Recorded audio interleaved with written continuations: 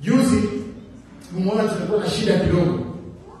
Wakati the United Opposition ilikuwa inachagua secretariat, yani yule mtu ambaye atakuwa msemaji, na wale viongozi wetu the principals wakachagua Muhisa Kitui, yule ambaye alikuwa former MP wa Kimilili, mzee aongoze akuwe msemaji. Mimi kibinafsi nikasema hapana, hii nafasi ya Muhisa ni lazima wapatie kijana, kwa sababu vijana ndio inafaa waweke moto katika, so tutakuwa na utofauti ya mawazo.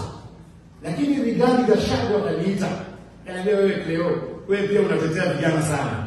Kila saa unataka vijana, hata wazee pia wanataka kuwa pale kwa uongozi. Akanielezea kwa nini ni lazima ikuwe Muhisa Kitui.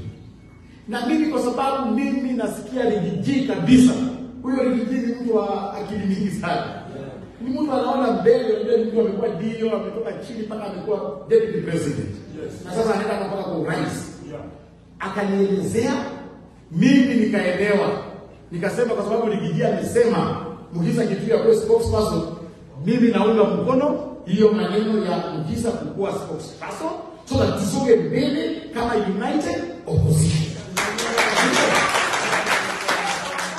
Hapo nilikia kusema left, nimeenda left. Sababu hili kiongozi nimekaa yeye ni mtu anafikiria sana mbele na ameona, akanielezea vizuri. So jamani, mnasema nifuate hii maneno Rigiji anasema? Tukue pamoja.